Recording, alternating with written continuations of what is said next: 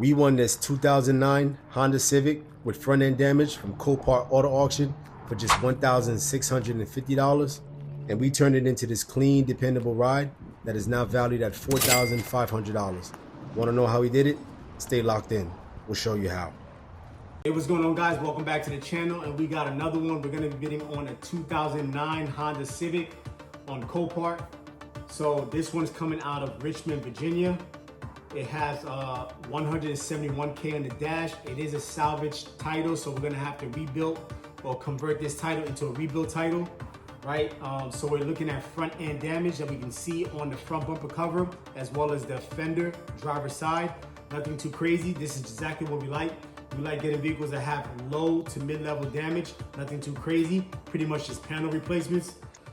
This is a run and drive, always something I look for, and this is a pure sale, so the final bid number wins the sale. Vehicle's coming up shortly. All right, so the bidding is just starting. The current bid number is $1,150. Current bid now is $1,250. I'm gonna throw a bid in here at $1,300. I'm currently winning. At $1,350. They just knocked me out the bid, $1,400.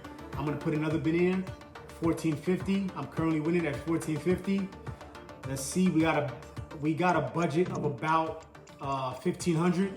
They just took me out, give or take. So I'm gonna go a little more. I'm kind of interested in this car because it has light damage. I'm currently winning at $1,550. So let's see, they just took me out. It's at $1,600 right now. I'm gonna throw another bid in here at $1,650. Currently winning. Let's see what happens. Not looking to spend too much more on this vehicle, and we almost took it. Bonus, they put bonus time, so extra time to give the buyers more time to bid, make a last minute decision. $1,650 currently winning, and looks like we won that at $1,650. A little bit above what we wanted to pay for it, but nevertheless, I think it's still a good buy. It's still a good find. It is a little ways out. We're gonna try to work hard on getting the shipping down, but the shipping should cost roughly around $500 to like $600 within that distance range. So let's see how that works out. We just won this car at $1,650. Next, we're gonna work on the shipping. We're gonna get this car in the shop. We're gonna check out the vehicle and then see how fast we can get this car up and ready for sale. So stay tuned. All right, so it's delivery time. This part is usually kind of hard to watch. I just seen too many traumatizing endings. Bruh. Luckily, that wasn't the case this time. We had a pretty successful delivery, and the driver was actually a pretty nice guy. We just got the vehicle in the shop. It's time to inspect this vehicle inside, outside, up, down, all around, under hood, undercarriage, to check out, see what all services and repairs need to be made to get this car ready for sale. The vehicle's missing the wheel lock key to remove the lock nuts. Not a big deal. We got a way to remove it. I actually have a short on my channel with detailed information if you're interested in learning how to do so. We're checking all the lights to make sure they're working as designed. We found a license plate bulb that's out. We're going to remove the wheel for better access, get some measurements of the brake pads, get some measurements of the tires. We've worked our way underneath to see if there's any leaks or repairs need to be made. All right, guys, so we're inside the vehicle. We're going to check the function of all the components and interior functions of the vehicle. It's kind of important to know what's going on with the vehicle, even if you're not going to fix every single thing, but at least be aware of what's going on with the car before you're selling it. It'll just suck to be selling the car, or you have a car for sale and the customer checks out the vehicle and says, oh, wow, this moonroof doesn't work. And you're like, you know what I mean? Even if you're not going to fix the moonroof, you can say, listen, I am aware that the moonroof is not working. And I did price it out. It costs about $200. I didn't fix that part. And I did take that in consideration with the pricing. You sound a lot better than saying, let me see. And it's not working, right? So you just have to be strategic. Even it's not realistic to fix every single component in a car that's like 17, 15 years old. There's going to be a lot of things that are broken that are not maybe even working properly. The way I look at it is I prioritize on safety matters. All safety concerns and matters are number one. Those are the things that I will most likely fix every single thing. Even if I don't fix a safety concern, it has to be noted. And if you're going to sell a vehicle that has a safety concern, maybe it's a minor safety concern, note it down, mention it. Say, listen, this is something you may want to take care of in the future, right? So, but just being aware of what's going on with the vehicle is very important. So it might seem tedious, but we're going to check what? We're going to check the function of the radio. Make sure the radio works. I did check the AC earlier. The AC is blowing nice and cold, right? All right. Bad station, but the radio works, right? So the glove box functions properly, right? Make sure the vents are working from all the vent outlets, right? Make sure everything in the dash is working. The lights are working. The interior lighting, we talked about the sunroof. Make sure the sunroof works. Make sure, you know, the horn works, buttons and controls. And if they're not, note them down.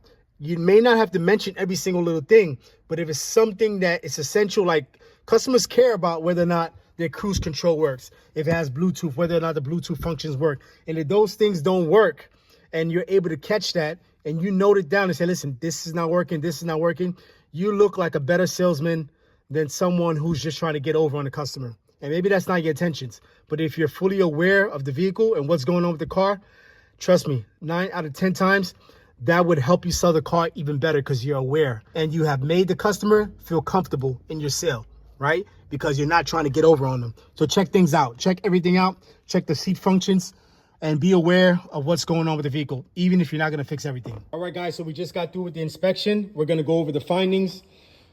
We know the obvious first number one issue is this bumper damage, this front end damage. Of course, we knew about this. This was the main factor in which it was present when we bought the vehicle. We knew the vehicle was involved in a front end collision. We've seen pictures. We've seen that it had the bumper torn open like this. So we went ahead and bought the vehicle. You can see the fender has a little bit of a dent.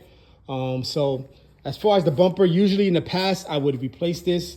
But I have gotten better with repairing and reconditioning bumpers. So we're going to go ahead and take another stab at it. We're going to try to recondition this bumper rather than, replace it. Usually replacing this, something like this for me, unless you get lucky at a junkyard and find same color at the junkyard and get the bumper for like maybe 60, 80 bucks or something like that, 50 bucks or even 40 bucks, which I think I've already looked into. I don't think they have a white one at a local junkyard, so we're going to try to resalvage that bumper. This dent in the fender, not a big deal. We're going to try to pull this out as best as possible. Under the hood, it almost looks like the valve cover gasket where the seam is. The valve cover seam is right there where it meets the head of the motor. Almost looks like, you see a dark spot, right? Looks like it's leaking, and it definitely could be leaking, but we're not going to jump the gun on this and go ahead and replace the valve cover gasket. Right? A couple of reasons. There's not a leak all the way down. There's just a wet spot right here. And if you look at the valve cover seam, it looks pretty dry all across the head. So what I'm thinking is someone probably spilled some oil when they were filling up the oil at the cap. So we're going to go ahead and just clean this up really well and then drive it for several miles and see if this in fact is leaking before we actually replace the valve cover gasket, right? It's not a big deal. Valve cover gaskets are pretty cheap, but I'm not gonna do that extra labor if there's no need to. And right now it looks like this may be just residual from a spillage rather than a valve cover gasket that's actually leaking. The drive belt, it's not split. It looks a little bit aged. Drive belt looks a little bit aged, but it's not split, so we're gonna leave that alone. We checked the air filter. It really wasn't that dirty. The battery looks a little aged, but guess what? It's starting up every time, so we're gonna leave that alone. TPMS light is on at the dash. 4 lug nuts to replace the lock nut that we took off. You seen we had to take off the lock nut. We could not find the wheel lock key for this vehicle, so we had to remove the lock nut. So we're gonna replace the lock nut with a regular lug nut. The left side tag light, when I was checking the lights, I could see the left side tag light was out. TPMS. So the TPMS indicators on at the dash, there are 2 indicators. There's one wording for the Hondas and there's one symbol. So the symbol is at the top left. It just went off. You can see the TPMS wording is still on at the dash. That's not going off. I'll show you again. Look to the left of that TPMS indicator when I recycle this key. And that's the symbol. That symbol usually indicates a low tire or some kind of inflation issue, but the wording actually indicates a hard fault, like a like a DTC, like a troubleshooting code, usually indicating a faulty sensor. So we're gonna go ahead and replace 4 sensors from Amazon and eBay for about 24 bucks. Can't beat that. And I just replaced all 4 because these TPMS sensors usually don't last more than like 5 to 6 years. They usually start acting up. So we're gonna replace all 4 because they're so cheap. And this vehicle is pretty clean, guys. I'm very happy about that because it's the beige interior. There's nothing like getting, and this is probably from me, actually. I think it was cleaner than that. So there's nothing like getting a beige interior that's filthy. I'm kind of happy with how clean this person was with the interior. Yep, so the interior is not bad. And the outside looks very filthy, most likely, or a lot of it has to do with because I let it sit underneath the tree for a couple of weeks while I was working on a couple of other vehicles. So the exterior is kind of filthy. Walking around, car looks pretty good body-wise, just needs a really, really good cleaning. We're gonna do so once we get the repairs done. So all in all, this vehicle is really not in bad shape. It doesn't need much. Listen, the biggest damage, biggest issue was this bumper. Yes, we have to remove this bumper and we need to check out the bumper reinforcer. But honestly, from this hit, I'm already confident that this hit was pretty light, right? It didn't do much damage going back there. But I'll try to show some footage of what it looks like when the bumper's off. We're gonna do a bumper repair. We're gonna pull out that fender. We're gonna do the TPMS and a couple other small little things. And this car should be ready for sale very soon. Stay tuned as we get into the process of doing the repairs, doing the cleaning, and getting this car ready for flip. All right, so we have the rebuild title documents ready to be mailed out. We have a check in hand. We have an inspection form. We have the title, and we have 4 pictures. All right, so we're gonna remove the front bumper cover to start the repair process. The damage is pretty significant. It's gonna be a little bit of a challenge, but I'm pretty sure we can get it done. We're gonna use some heat so that we can easily manipulate the plastic. We're gonna add some adhesive strips to reinforce the JB weld that we're gonna apply. At this time, we're adding some spot putty to the front of the bumper cover. The bumper is now ready to be painted. We're gonna tape up the parts that we don't want to get painted. Seemed like a pretty nice day outside, so we figured why not get this done outside today. The vehicle is getting 4 new tire pressure sensors. Now we're gonna program those tire pressure sensors. All right, we're gonna start working on that dent on the fender by pulling it out with the glue pulling method. First attempt was a fail. We're gonna try a bigger tab with a little bit more glue, and that's definitely working out better. All right, guys, so we got a little bit of a disappointment here. So, was running the vehicle not that long ago, and it's like the second time I ran the vehicle, or the third time maybe. I didn't quite catch this noise earlier. I don't know how. Maybe it broke after I ran the vehicle the first time. I doubt it. I probably came like this. But look, the muffler, tailpipe, assembly separated from the resonator. So I gotta figure out a fix for this. Trying to keep the expense as low as possible. So I'm thinking of a repair more than a replacement. Also trying to save time. I'm kind of ready to put this vehicle, trying to get this vehicle sold as soon as possible. So I'm not trying to wait for a part like this to come through the mail, which would probably be the cheapest way to get the part. I'm sure I can get it locally for almost double. So I'm gonna try to repair. What we're gonna try to do is cut this pipe as close as possible to the brake, and cut this pipe right after the second flange. And we're gonna use a sleeve to connect both back together and make sure it seals up. So let's see how that works out. All right, so we decided to take down the muffler as well as the resonator.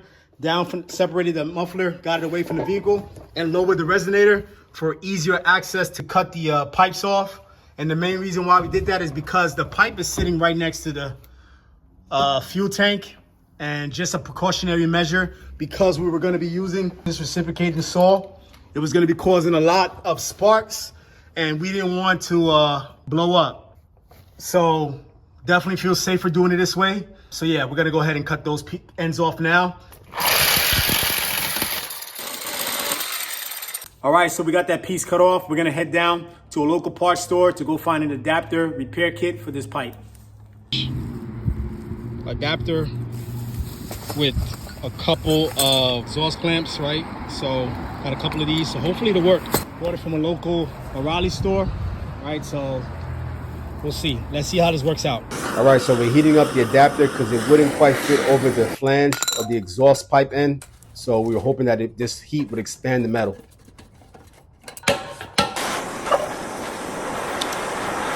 All right, so as you can see, that repair kit worked out pretty good, and the exhaust is now quiet as a mouse. Time to start cleaning this vehicle up. We're using some of that Tough Stuff cleaner to get some of that tough stains off.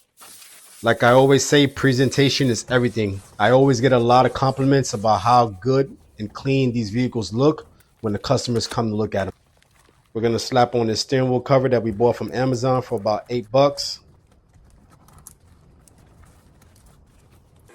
Let's continue to clean this vehicle up. We're done with the interior. Now we're at the car wash, taking care of the exterior.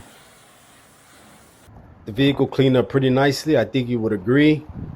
Kelley Blue Book is valuing this vehicle at around roughly $6,150, 2009, with about $171K at the dash. Now, keeping in mind, this is a value for a clean title, so we're going to be listing this vehicle slightly under this value because this vehicle does have a rebuild title. All right, so I do have on the right-hand side of the screen an expense sheet pulled up. So we have a Copart winning bid amount of $1,650. Copart fees was $535. We have $590 for the vehicle transport. We have a $20 title mailing and 1-day storage fee. We have $22 expense for one paint can. We pay $45 for a tire pressure sensor set. We paid $32 for a steering wheel cover, bulb, and lug nut set. We had about $12 in expense for materials in the bumper cover repair. That gave us a total expense of $2,915. We listed and sold the vehicle for $4,600, which gave us a profit of $1,685. Not too bad considering this vehicle was pretty easy to repair. So this wraps up the flip process on this 2009 Honda Civic. We definitely enjoy making this video, showing you guys the content. If you caught any value, don't forget to like, share, comment down below. Don't forget to subscribe, and we'll catch you on the flip side.